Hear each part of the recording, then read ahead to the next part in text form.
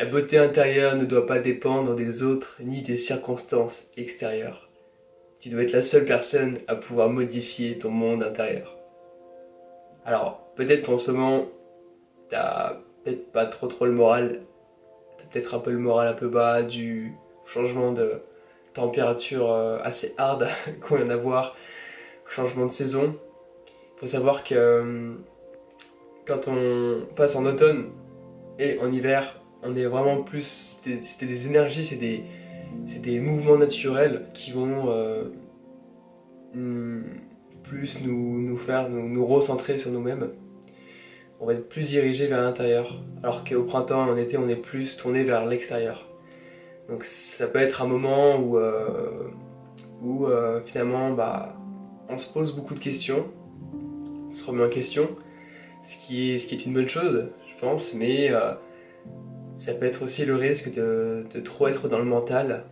Et on sait tous que le mental, il te fait penser à mille et une choses, des fois des choses qui ont pas vraiment de sens les unes avec les autres. Et ça peut ça peut ne pas être vraiment une bonne chose de rester en fait trop dans le mental et de ressasser des choses négatives et finalement se laisser manipuler en fait par ce mental. Je dis pas, attention, je dis pas que le mental est mal, hein, parce qu'on peut vraiment faire des belles choses avec le mental. Moi, je parle vraiment du côté du mental, celui qui va diviser en fait. Le mental égo, un peu celui qui va avoir tendance à mettre les choses dans des cases, à diviser. Pourquoi il fait ça? Parce que c'est le mental égo, il est pas vraiment ouvert au changement, à l'évolution. Il a envie que les choses restent fixes. Il a peur quelque part. C'est pour ça qu'il veut que tout soit bien rangé, tout soit en ordre. Il va pas vous accepter que les choses évoluent, que les choses changent. Alors que c'est ce qui se passe en fait, les choses changent en permanence. Donc quand on est trop dans le mental, eh ben ça peut provoquer des états un peu négatifs. C'est pas top. Et donc en fait le problème c'est qu'on est trop dans le mental et pas assez dans le cœur. Pas assez connecté au cœur en fait finalement et au ressenti. Et l'idée c'est de travailler avec les deux en fait, à la fois avec le mental et, et le cœur. C'est d'avoir une harmonie, on ne doit pas être que dans le mental ou que dans le cœur. Et les deux doivent travailler ensemble. Et il y a une pratique qui aide à ça, qui aide vraiment à faire fonctionner les deux, c'est la méditation.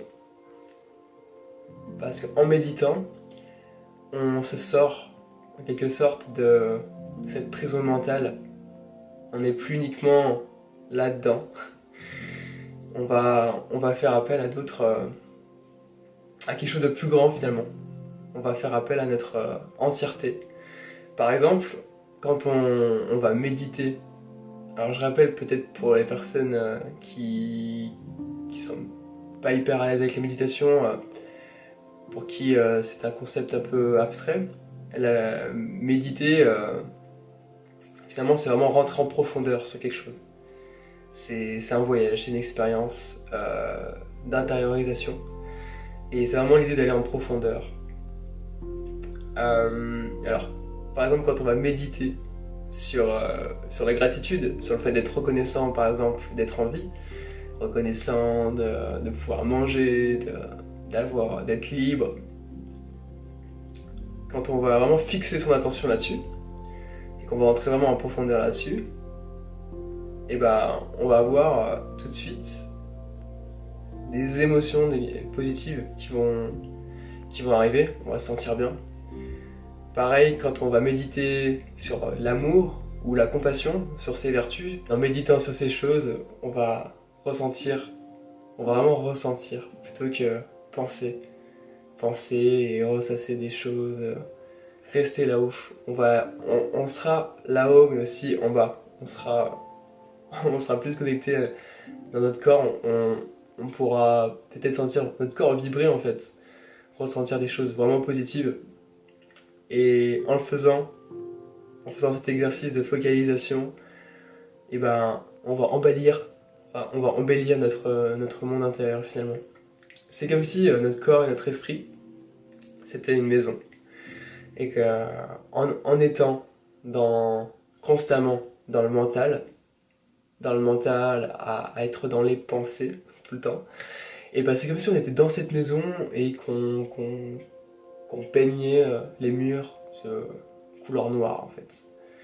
Le résultat, c'est que cette couleur noire va agir sur nous, sur notre corps et notre esprit, et elle peut nous mettre dans un état d'esprit plutôt négatif. Tandis que si on se met à peindre cette maison de plusieurs couleurs,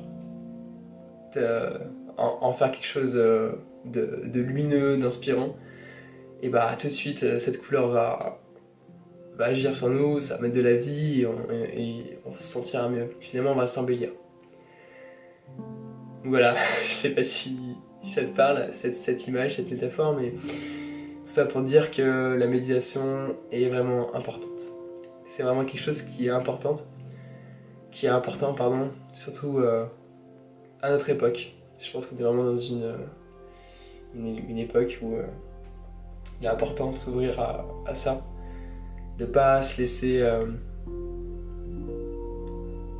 de pas finalement écouter tout ce qui peut se dire, comme quoi on va droit vers la catastrophe, que qu'on peut plus rien y faire, que c'est toutes ces informations négatives finalement.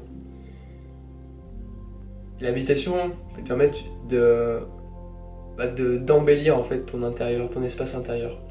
Semer des graines de positives, pour qu'après ça grandisse et que toi-même tu sois une lumière pour ce monde et que tu puisses te sentir bien et pas te laisser avoir en fait, pas te laisser manipuler par ce qui est extérieur et ce qui a envie de te maintenir bas. La méditation t'aide à prendre un peu de hauteur. Et alors, je suis conscient que c'est difficile de se mettre à méditer régulièrement et tout seul c'est vraiment difficile. Je suis conscient de ça, je suis passé par là.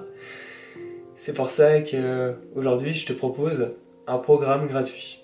Je t'ai créé un programme pour t'aider à prendre l'habitude de méditer en 28 jours. Donc pendant 28 jours, tu vas recevoir des mails avec des conseils. Je vais vraiment être là en fait pendant toute ta progression. Je vais t'accompagner. Je vais t'envoyer du coup un mail avec un conseil et avec une méditation au format audio. Donc ça sera une méditation semi-guidée. Semi-guidée, c'est-à-dire que je vais te donner la consigne et l'instruction de la méditation au début. Ensuite, tu auras de l'espace pour méditer avec en fond une composition, plusieurs compositions que j'ai réalisées sur mesure. Et à la fin, du coup, je reviens pour te dire que la méditation est terminée.